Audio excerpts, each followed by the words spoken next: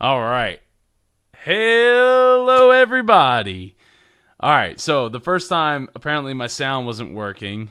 And actually, now I'm going to start over again because I wasn't hitting the record button. Welcome, everybody, to the Dreamers Podcast. I'm your host, Super Joe Pardo, and this is actually the second or third time that I'm doing this now.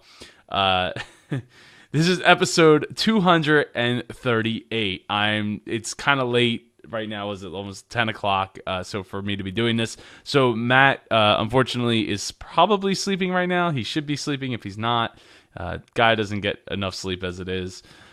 Ava is sleeping, so she's not able to join me either. But we're here. We're having a good time, and now that my sound works because the sound didn't work the first time. Okay, so this week after the jump, I have the awesome Victor Yocco on my show. I did an interview with him like a couple months ago. He's an author, speaker, and research director. So stay tuned. If you're if you're listening here on Facebook Live, that's awesome. But the interview will come out tomorrow on Tuesday, the 12th, July 12th. That is for the interview with Victor Yocco. Also, you can watch this on YouTube at superjoepardo.com/tube. This episode is brought to you by Movie Mail. It's the awesome motivational mail community where you write up a letter, stuff into a, inspirational stuff into a standard envelope and send it off to Movie Mail. Then Movie Mail takes that letter and sends it off to another Movie Mail member, and you don't know who's going to get it. They don't know what they're going to get or who their letter is going to go to, and that's what we're basically trying to build is a analog Twitter for motivational messages. And we all know that given all the negativity that has happened in the recently, having motivational and inspirational letters come right to you is a really awesome service that we provide over at movymail.com. That's MOVY mail.com. So I got it. Before I get started, I got to give a shout out to my man Adam. He hasn't been on the show yet, but he will be. We did an interview like a month or two ago. Let me put it closer so that you could see it on Facebook Live. He was just sending me a thank you card for donating Legos to his organization. So adambrickguy.com, you can go check that out. He's really awesome. He basically brings Legos to like halfway houses and to places where mothers can play with Legos with their children, or rehab centers, stuff like that. I'm not sure of all the details, but the interview will be out in like a month or so, and you should go check out adambrickguy.com for more details on that. I got to give a shout out to my girl Kim Trumbo, who came out with her second book, Allie the Accepting Alligator, the follow-up to George the Generous Giraffe. And it's a wonderful book. I'm happy to support her. Wrote a nice little review for her on Amazon. So go check it out on Amazon. Just type in Allie, or just type in Kim Trumbo, or if not, Allie the Accepting Alligator into Amazon, and help support an awesome person with a huge heart. If you haven't listened to the episode with Kim Trumbo, go check it out. Just go to superjoepardo.com and click on the little magnifying glass in the top right and type in Kim. It should just come up under Kim. You shouldn't even have to type in Trumbo. Oh man. Okay, so there's a topic that I wanted to get to. I was hoping Matt was going to be here to talk about it. I probably could wait, but I gotta. If you've been following me on Facebook Live, I've been doing a ton of videos of us playing this thing called HTC Vive, where it's virtual reality, and it's in the home, and it's amazing. It's incredible. It's magical. It's like the best experience that you could you could have at, say, like a Disney World, and you're bringing it into the home for like a minimal amount of money. And while there's tons of technology, and if you know anybody that has one, I would definitely suggest making a trip to their house to go play it. But I don't want to talk about that so much as I want to talk about the idea that the old way of doing things is actually the foundation for the new way. And I want to kind of equate that to the HTC Vive VR virtual reality experience.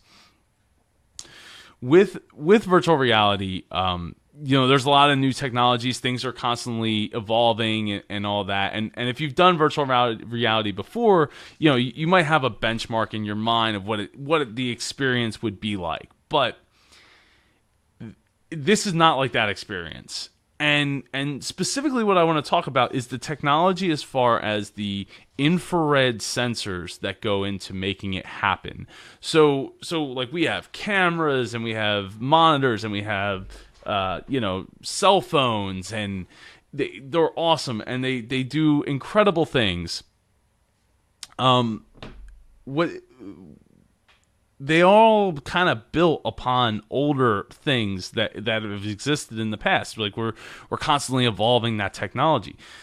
But specifically, one of the things that makes the HTC Vive amazing is that you can actually move around in any direction in your room, and you're moving around in the experience.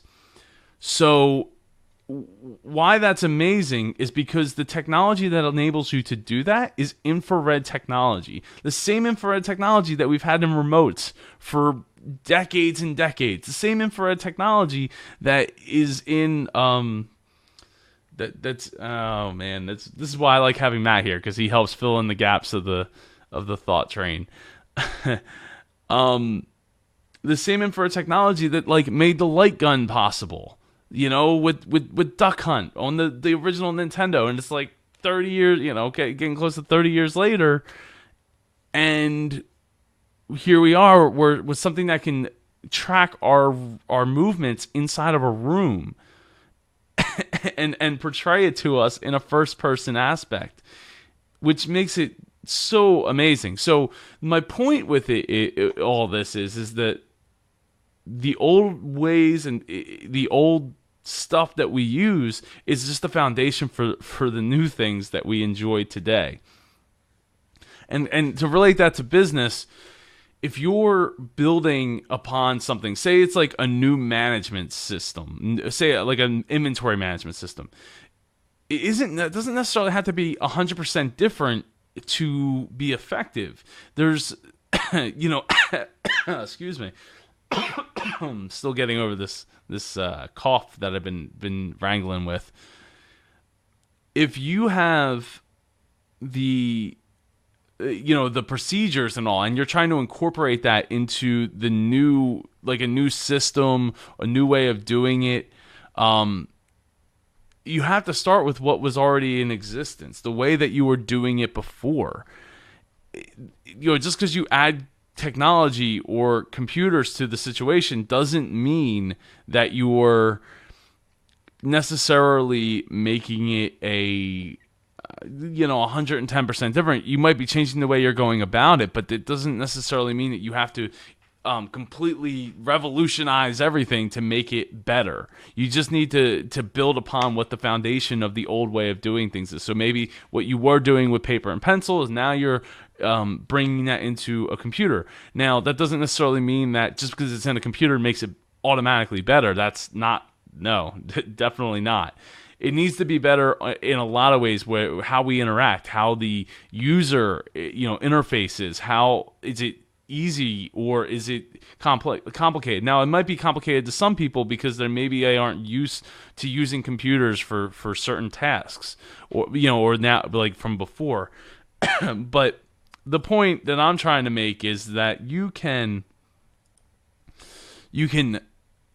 expand upon what was, say, with paper to moving to a computer in such a way where you can go in steps. It doesn't have to be all or nothing to be great. It just needs to be better. And if you explain it in a way that makes sense to the people that are going to be using it, because inevitably they're probably not going to like it up front. because it's different. People don't like change. Change means they have to learn something new. That means they have to evolve themselves. That means they have to think outside of what they thought was the norm. And it's very difficult for people to fit into that, like fitting the circle into or the square into the round peg. Like it doesn't, or the square peg into the round hole. There you go. It isn't always easy for people to adjust to that. So it's definitely tough.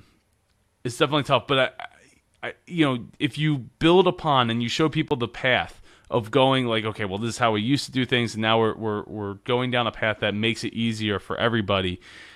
That's what we're trying to get to, and that's why I just wanted to, like, I love I got to tell you, the Vive hasn't been on. Today's the first day that nobody has come over, and nobody has been playing the Vive since Wednesday.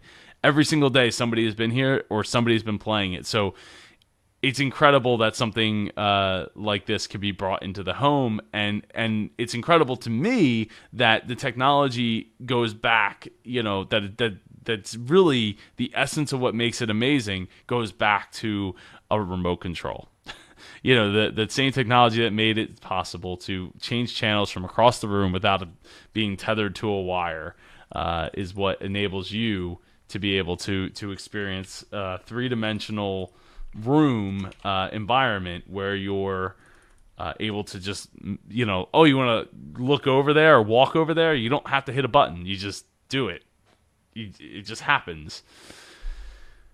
Another topic I wanted to talk about this week, and I'm so thankful for everyone that reached out to me, and there's still some people I need to get back to, and the lessons that I've learned from doing it is the word ask. So I put out a message. It was I think it was like mid last week or early like Tuesday, Wednesday of last week, asking people if you were looking, because I was actually getting ready to raise my rates for my web design clients. So I was like, hey, if anybody out there that I'm friends with, and I want to hook them up with a great site, and I want to make sure that I do right by them. If anybody out there is looking for a redesign on their website, a rebranding, or something to that effect, that as far as web development goes, reach out to me. I would love to give you a break before my price goes up this week at this point. And the response that I got was incredible. At first, I didn't get it. I don't think I got anything. But as a couple hours went by, and all of a sudden, before I knew it, just like 2 days later, I had 10 leads to people that either are interested in getting it done right now or are interested in getting it done in the very near future. So asking for what you need or what you want, like, you're not going to get anything if you don't ask. But if you ask, the potential to get something, and especially if you're doing it from a place of like, I just want to help people, and especially before my rate goes up and all that, like, it's a great opportunity to help people, to connect with some people that maybe that you didn't really talk to before, maybe on your Facebook friends or your Twitter followers or something to that effect. Like, you get that opportunity to help them out, and even get to learn something about people that you didn't even know. And maybe they'll learn something about you. There was quite a few people who didn't even realize that I do web design. So it was funny that they're reaching out and they're like, hey, I didn't even know that you did this, Joe. And now they do. Now they know that there's something I do, and they've put it out there that they are looking for either a redesign or a new website altogether. And now I have more business than I know what to, not know what to do with, but I have a whole bunch of business that came my way just because I asked. That's it. So my point is you need to go out, and sometimes you just need to ask. And people were constantly, you always see like people, like, oh, I'm looking for a job, or I'm looking for something, or whether, even if it's like Craigslist or something to that effect. Not that I would want to post my like my design, web design stuff on Craigslist, but putting it out there is definitely a great way to drum up a bunch of business and help a bunch of people that you know and care about. So definitely put it out. Definitely do that. Ask, and you'll be surprised. I was called a genius by one person just because I put that out there, and I'm like, I don't think that was a genius move on my part. I just think that I had a need and a want. and now other people had needs and wants, and we connected, and boom, now we're making websites, making dreams come true. Let me see, what else do I have here in my bag of topics that I wanted to talk about. I want you to be confident in your experience. I think it's really easy for us to fall into a pit of, well, we're not good enough. There's somebody else that does it better. And I know that I've fallen into that pit many a times. Especially with web design, like, just to go off that, what I was just talking about, when it comes to web design, like, I'm not a graphics designer, right? Like, I mean, I can work in Photoshop and I can do some things, but I'm not a graphic designer. I'm a layout designer. I can lay images out that are already created. I can edit images that are already created, but I'm not somebody that could, create the image and, like, build it out, the whole thing out in Photoshop, and then make it actually happen. So, but the thing is, it doesn't mean that the experience that I have, say building websites, it goes back to like 1996 for me. So I have a ton of experience, even before doing it in WordPress now. So I really think that sometimes we don't give ourselves enough credit for the experience that we have, that sometimes we feel like, oh, well, there's probably somebody that knows more than me or better than me. And that might be true. But we shouldn't discount what we have inside of us and what we've built, because what we've built isn't necessarily what everybody else has built. Sometimes it's really easy for us to discount the idea that, oh, well, that's just a website, and I build those things, and anybody could do that. Everybody could do that. But the fact of the matter is everybody can't do that, and there's value in that. It's inherently, there's value in that, and then the time, and not just the time it takes you to do something, but the time in which you had to study and you had to learn and you had to solve, be a problem solver, be that professional problem solver that I've talked about so many times before. It's really important for us to be able to look ourselves in the mirror and say, hey, look at what we've done. Look at what we've accomplished. Look at it means something, and it means something to people. And I know personally, I've gotten to the point where I'm like, oh man, I really don't like computers. I can use computers, and everybody comes to me and asks me, oh, Joe, I need this problem solved or that problem solved. And I'm just like, ugh, I don't want to fix computers, because computers to me never work the way they're supposed to. So, but the thing is I've discounted myself and the experience in that sense, that like, hey, it's not, it's just something like, oh, it's just something that everybody should know. And that's really not the case, because we all specialize in something different. I mean, I try to do a lot of things. Obviously that's where part of the whole Super Joe Pardo comes from. But what you need to do is not let that get to you. You need to not let it get to you, and you need to make sure that you apply value and get what you're worth. And if you can't get what you're worth, or what you know that you're worth, then you need to just take a thank you and move on, and move on with that. Yeah, so I'd like to keep going on. I have a couple other topics, but I still need to edit this episode and get it all together and get it ready for tomorrow, for Tuesday morning at 8 a.m. so you can listen to it at dreamerspodcast.com.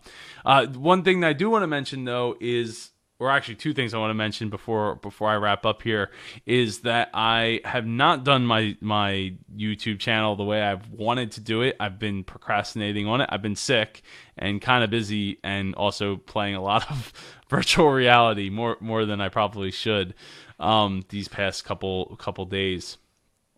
So it is something that I do still plan on doing. It's something that I'd really would like to, um, dig in and get more out of it than I already have with these posting the pre-shows there at superjoepardo.com/tube. But so I just want to admit that I haven't been perfect in my quest to expand my reach into YouTube more. The other thing that I want to do is mention that this weekend I'm heading to New York City to talk at the United Nations on podcasting and the power of adding a podcast to your blog, because it's specifically a WordPress conference being held at the United Nations. So, for all those who don't know, the United Nations is in New York. Apparently, a lot of people do not know that. It's okay, because I don't think I would have known that had I not already known that from, I don't even know why I knew that in the first place. But yeah, so if you're going to be in the New York area, I think it's like $40, and you can come hang out at the United Nations and learn a bunch of stuff about WordPress. It's all weekend long. It starts Friday, but most of the, all the talks and stuff is Saturday and Sunday. I'm speaking at 4 o'clock on Sunday afternoon, second to last. They saved the best for last, as they say, and I definitely feel that way with what I'm going to be putting on for them. So I'm looking forward to that. Again, it's at the United Nations, which is in New York City. It's $40. I think it's nyc.wordcamp.com. So go check it out. If you're going to be in the New York area, I'd love to maybe meet up. I think maybe Saturday night I might be able to hang out, do something. So yeah, just hit me up on Facebook. And yeah, I think that pretty much wraps up this pre-show. Again, no Ava, no Matt, just me, which is fine. I'm more than comfortable with that. Like I said, I had 2 or 3 more topics I wanted to talk about, and I guess I'll just save them for next week, including dealing with procrastination. That just seems to keep falling off the plate. So yeah, so stay tuned for After the Jump, where you'll get to get the interview with Victor Yocco, who is a author, speaker, and research director who lives right in my backyard. Victor, we gotta get together at some point for dinner or something like that. Just gotta make it happen. So, all right, I'm